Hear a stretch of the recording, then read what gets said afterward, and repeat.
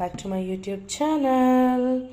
So ಇವತ್ತಿನ recipe yummy ಆದಂತಹ orange popsicles ಅಥವಾ ಆರೆಂಜ್ ಕ್ಯಾಂಡಿ ಮಾಡೋದು ಹೇಗೆ ಅಂತ ನೋಡೋಣ. ಸೊ ಈ ಆರೆಂಜ್ ಕ್ಯಾಂಡಿ, ಹೆಲ್ದಿಯಾದ ಆರೆಂಜ್ ಕ್ಯಾಂಡಿ ಸಮ್ಮರ್ಗೆ ಸೂಪರ್ ಆಗಿರುತ್ತೆ. ಬನ್ನಿ ನೋಡೋಣ ಫ್ರೆಂಡ್, ಬನ್ನಿ ನೋಡೋಣ ಈಗ ಆರೆಂಜ್ ಕ್ಯಾಂಡಿ ಐಸ್ ಅಥವಾ ಆರೆಂಜ್ ಪಾಪ್ಸಿಕಲ್ ಮಾಡೋದು ಹೇಗೆ ಅಂತ. ಅದಕ್ಕೆ ಬೇಕಾಗಿರೋ ಸಾಮಗ್ರಿಗಳು: ಸಕ್ಕರೆ 1 ಕಪ್ಪು, ಸಕ್ಕರೆ ನೋಡ್ಕೊಂಡು ಹಾಕೋಬೋದು. ಹಾಗೆ ನಮ್ಗೆ ಬೇಕಾಗಿರೋದು ಆರೆಂಜ್, ಫ್ರೆಶ್ ಆರೆಂಜ್ ಬೇಕು, ಫುಡ್ ಕಲರ್ ಯಾವುದೂ ಯೂಸ್ ಮಾಡ್ತಿಲ್ಲ, ಆರೆಂಜು. ಸಾಲ್ಟ್ ಬೇಕು, ಆಮೇಲೆ ಅರ್ಧ ಲೆಮನ್ ಬೇಕು. ಸೊ ಬನ್ನಿ ನೋಡೋಣ ಹೇಗೆ ಮಾಡೋದಂತ. ಮೊದಲಿಗೆ ಆರೆಂಜ್ನ ಪೀಲ್ ಮಾಡ್ಕೋಬೇಕು. ಆರೆಂಜ್ನ ಈ ಥರ ಸಿಪ್ಪೆನ ನೀಟಾಗಿ ಪೀಲ್ ಮಾಡಿ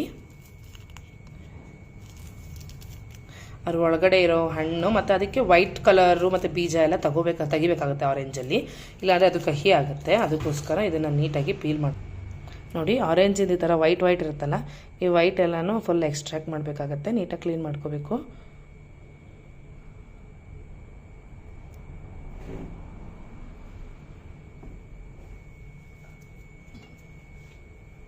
ಆಮೇಲೆ ಒಳಗಡೆ ಈ ಥರ ತೊಗೊಂಡು ಒಳಗಡೆ ಬೀಜ ಏನಾದರೂ ಇತ್ತು ಅಂತ ಹೇಳಿದ್ರೆ ಬೀಜನ ತಕ್ಕೋಬೇಕಾಗತ್ತೆ. ನೋಡಿ ಈಗೆಲ್ಲ ಆರೆಂಜ್ನೂ ಈ ಥರ ಪೀಲ್ ಮಾಡಿಕೊಂಡು ಬೀಜ ಎಲ್ಲ ತಕ್ಕೊಂಡು ಇಟ್ಕೊಂಡಿದ್ದೀನಿ ನಾನು. 2 ರಿಂದ 3 ಆರೆಂಜ್ ಹಾಕ್ಕೋಬೋದು ನಮಗೆ ಪಾಪ್ಸಿಕಲ್ ಮಾಡೋದಕ್ಕೆ. ನಾನು ಇದನ್ನು ಬ್ಲೆಂಡಿಂಗ್ ಮಿಷಿನ್ ಯೂಸ್ ಮಾಡಿ ಬ್ಲೆಂಡ್ ಮಾಡ್ಕೊತಾ ಇದ್ದೀನಿ. ಅದು ನೀವು ಮಿಕ್ಸಿನಾದ್ರೂ ಹಾಕ್ಕೋಬೋದು, ಇಲ್ಲ ಬ್ಲೆಂಡಿಂಗ್ ಮಿಷಿನನ್ನು ಯೂಸ್ ಮಾಡ್ಬೋದು.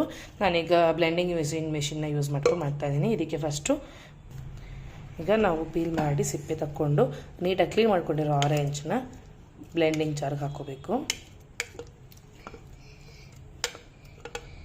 ಈಗ ರುಚಿಗೆ ತಕ್ಕಷ್ಟು ಸ್ವಲ್ಪ ಉಪ್ಪು ಹಾಕ್ಕೊಳ್ಳೋಣ.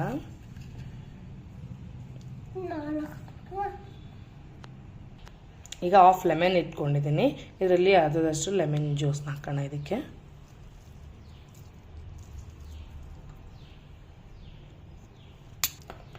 ಈಗ ಸಕ್ಕರೆ ಹಾಕೋತಾ ಇದ್ದೀನಿ. ಒಂದು 1/4 ಕಪ್ಪಷ್ಟು ಸಕ್ಕರೆ ಹಾಕ್ಕೊಳ್ಳೋಣ. ಸ್ವೀಟು ನಮಗೆ ನೋಡ್ಕೊಂಡು ಅಡ್ಜಸ್ಟ್ ಮಾಡ್ಕೋಬೋದು. ಈಗ 1/4 ಕಪ್ಪಷ್ಟು ಸಕ್ಕರೆ ಹಾಕಿ ಈಗ ಈ ಥರ ಬ್ಲೆಂಡರ್ ಇಟ್ಕೊಂಡು ನಾವು ಇರೋದು ಜ್ಯೂಸ್ ಮಾಡ್ಕೋಬೇಕಾಗತ್ತೆ.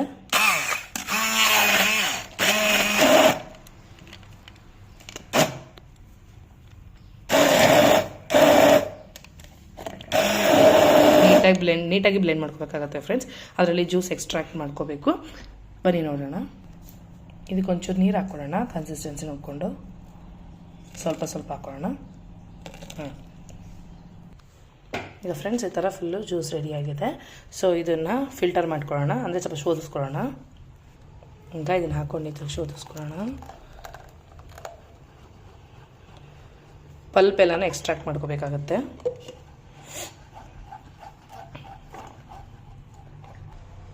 ಈ ಥರ ಫುಲ್ ಪಲ್ಪಿಂದ ಜ್ಯೂಸ್ನ ಎಕ್ಸ್ಟ್ರಾಕ್ಟ್ ಮಾಡ್ಕೋಬೇಕು.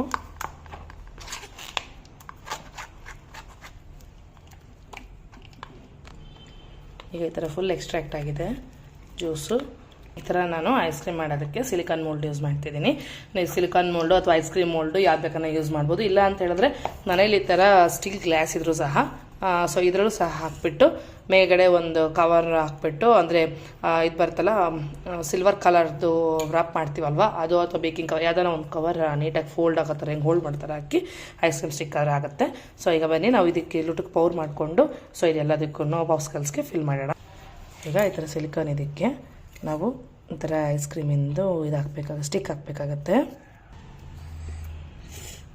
ಮೋಲ್ಡಿಗೆ ಐಸ್ ಕ್ರೀಮ್ ಸ್ಟಿಕ್ ಹಾಕ್ಕೊಳ್ಳೋಣ. ಎಲ್ಲದಕ್ಕೂ ಐಸ್ ಕ್ರೀಮ್ ಸ್ಟಿಕ್ ಹಾಕ್ಕೊತ ಬರಬೇಕು. ನೋಡಿ ಈಗ ಈ ಥರ ಪೌರ್ ಮಾಡ್ಕೊಂಬರ್ಬೇಕು. ಐಸ್ ಕ್ರೀಮ್ ಸ್ಟಿಕ್ಸ್ ಎಲ್ಲ ಹಾಕಾಗಿದೆ. ಸೊ ಇದಕ್ಕೆ ಈ ಥರ ಫಿಲ್ ಮಾಡ್ತಾ ಬರಬೇಕು.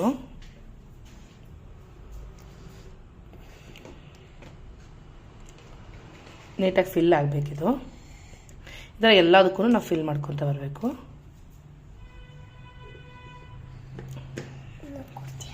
ನೋಡಿ ಫ್ರೆಂಡ್ಸ್, ಈಗ ಯಮ್ಮಿಯಾದ ಪಾಪ್ಸಿಕಲ್ಸ್, ಆರೆಂಜ್ ಪಾಪ್ಸಿಕಲ್ಸ್ ರೆಡಿಯಾಗಿದೆ. ಸೊ ಇದನ್ನು ನಾವು 7 to 8 hours ರೆಫ್ರಿಜರೇಟ್ ಮಾಡಬೇಕಾಗತ್ತೆ. 7 to 8 hours ರೆಫ್ರಿಜರೇಟ್ ಆದಮೇಲೆ ಪಾಪ್ಸಿಕಲ್ಸ್ ಹೇಗೆ ರೆಡಿ ಆಗಿದೆ ಅಂತ ನೋಡೋಣ ಬನ್ನಿ. ನೋಡೋಣ ಹೆಂಗಾಗಿದೆ ಅಂತ ಯಮ್ಮಿಯಾದ orange ಪಾಪ್ಸಿಕಲ್ಸ್.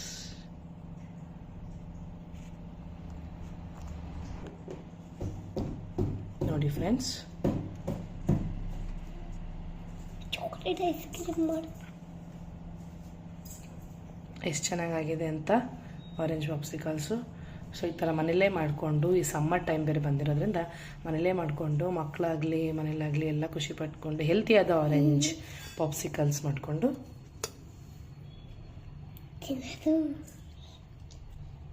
Hope you guys enjoy this video. ನೀವೆಲ್ಲ ಮನೇಲಿ ಇದನ್ನು ಟ್ರೈ ಮಾಡ್ತೀರಾ ಅಂತ ಅನ್ಕೋತೀನಿ. ಎಲ್ಲರೂ ಯಾರ್ಯಾರು ನಮ್ಮ ಚಾನಲ್ನ ವೀಕ್ಷಣೆ ಮಾಡ್ತಿದ್ದೀರೋ ಎಲ್ಲರೂ ಚಾನಲ್ಗೆ ಸಬ್ಸ್ಕ್ರೈಬ್ ಆಗಿ, ಲೈಕ್ ಮಾಡಿ, ಫ್ಯಾಮಿಲಿ ಫ್ರೆಂಡ್ಸ್ಗೆ ಶೇರ್ ಮಾಡಿ, ಬೆಲ್ ಐಕನ್ನ ಕ್ಲಿಕ್ ಮಾಡೋದು ಮರಿಬೇಡಿ. ನೆಕ್ಸ್ಟ್ ಇನ್ನೊಂದು ಸಮ್ಮರ್ ರೆಸಿಪಿಯೊಂದಿಗೆ ಸಿಗೋಣ. Until then take care, see you, bye.